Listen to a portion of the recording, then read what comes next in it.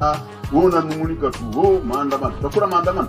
Hello, ebana mambo vipi mwana Universe? Ebana mambo vipi Tanzania? Naitwa Mr. Mzawa wa Mzawa Media. Nimekuletea taarifa hii ni kutoka kwa aliyekuwa makamu mwenyekiti wa Chama cha Mapinduzi CCM Wasira.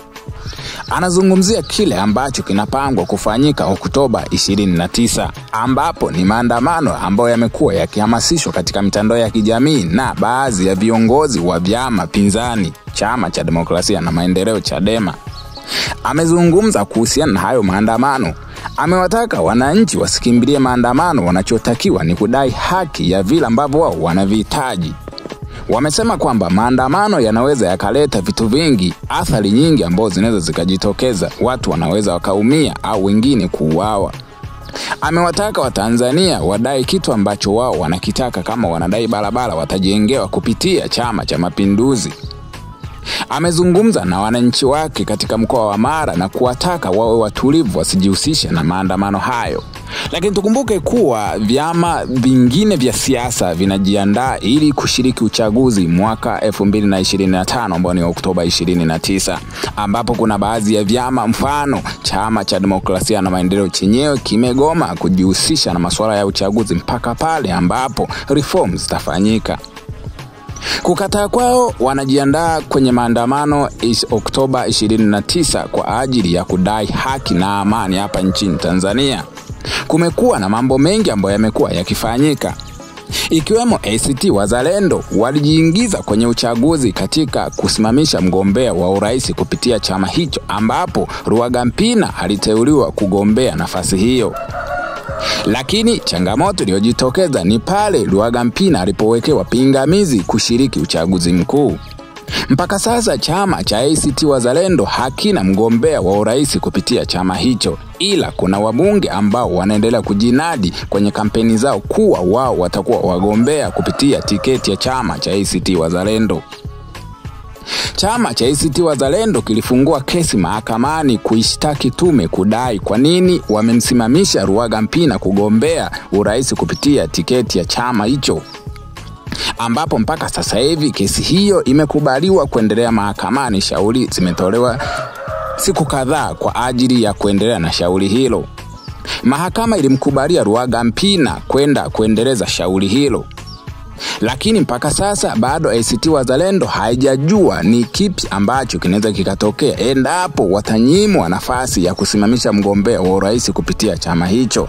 Lakini Chama cha Demokrasia na Maendeleo Chadema wao wenyewe wanaendelea na mikakati yao ya no reform no election, ambapo tulipokea taarifa hivi karibuni kuwa viongozi wakuu wa Chama cha Demokrasia na Maendeleo Chadema akiwemo John Heche, John Mnyika, Imani Gorugwa na wengine waliotajwa akiwemo Rema watakamatwa na jeshi la polisi kwa ajili ya kuwekwa kizuizini ili uchaguzi upite, ili wasije wakachochea maandamano ambayo yanasadikika kufanyika Oktoba 29. Taarifa hizo zilitolewa na John Heche katika ukurasa wake wa X na Instagram, akieleza yale yote ambayo ameyapata kutoka kwa viongozi wema walioko katika Chama cha Mapinduzi. Waliliweka wazi katika vyombo vya habari na kwa umma kiujumla ili kujua ni kipi ambacho kimepangwa kufanyika.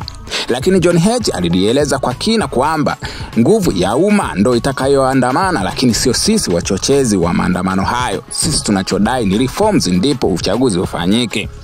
Taarifa hii kama Mr. Mzawa nimekuletea ili uweze kusikiliza ni kipi ambacho kinaendelea hapa. Lakini kwa kusubscribe katika channel hii ya Mzawa Media, Masala TV, Tupatane TV pamoja na Naga Media, utapata habari nyeti kabisa ambao zimekuwa zikitrend na headline hapa nchini Tanzania. Naomba nikutakie siku njema, lakini una share, una like na kucomment. Asante, naomba nikutakie siku njema. Wewe unanung'unika tu, maandamano. Tutakula maandamano. Tunataka reli ya kisasa, kwa sababu katika dunia inayoendelea, tofauti ya nchi zetu na nchi zilizoendelea ni miundombinu.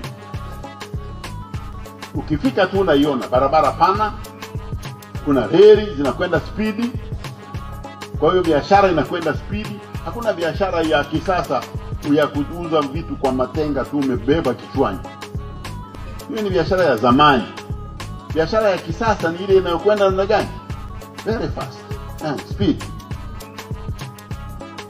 Ilani ya Chama cha Mapinduzi inataka reli niunganishe Pugu, Tanga na Arusha kupitia Moshi, kupitia Kilimanjaro. Na sisi Msoma kule, hata isipokuja miaka 5 hii inayokuja mpaka Arusha tunaisubiri, na ili tuipate tutahakikisha CCM inaendelea kushinda. Ilani sasa inasema Msoma tujenge bandari kama hatua ya kwanza ya kupokea nini, reli, na reli ikifika itakuwa inatokea Arusha, inatuunganisha na Tanga, na sisi tutafanya biashara kati ya Msoma na Port Bell ya Uganda. Kwa namna hiyo vijana watapata kazi kwenye hili, au sio? Lazima utafute majibu ya matatizo mapya. Kwa nafikiri ziko njia za kufikisha ujumbe. Kama una matatizo unafikisha ujumbe kwa njia nini? Ya amani. Wewe unanung'unika tu, maandamano. Tutakula maandamano. Tunataka reli ya kisasa, kwa sababu katika dunia inayoendelea, tofauti ya nchi zetu na nchi zilizoendelea ni miundombinu. Ukifika tu unaiona barabara pana, kuna reli zinakwenda spidi, kwa hiyo biashara inakwenda spidi. Hakuna biashara ya kisasa ya kuuza vitu kwa matenga tu umebeba kichwani. Hiyo ni biashara ya zamani. Biashara ya kisasa ni ile inayokwenda namna gani? Very fast and speed. Ilani ya Chama cha Mapinduzi inataka reli niunganishe Pugu, Tanga na Arusha kupitia Moshi, kupitia Kilimanjaro. Na sisi Msoma kule, hata isipokuja miaka 5 hii inayokuja mpaka Arusha tunaisubiri, na ili tuipate tutahakikisha CCM inaendelea kushinda.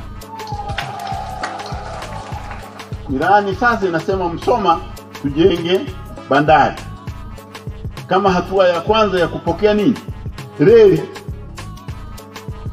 na reli ikifika itakuwa inatokea Arusha, inatuunganisha na Tanga, na sisi tutafanya biashara kati ya Msoma na Port Bell ya Uganda. Kwa namna hiyo vijana watapata kazi kwenye hili, au sio? Lazima utafute majibu ya matatizo mapya. Kwa nafikiri ziko njia za kufikisha ujumbe. Kama una matatizo unafikisha ujumbe kwa njia nini? Ya amani.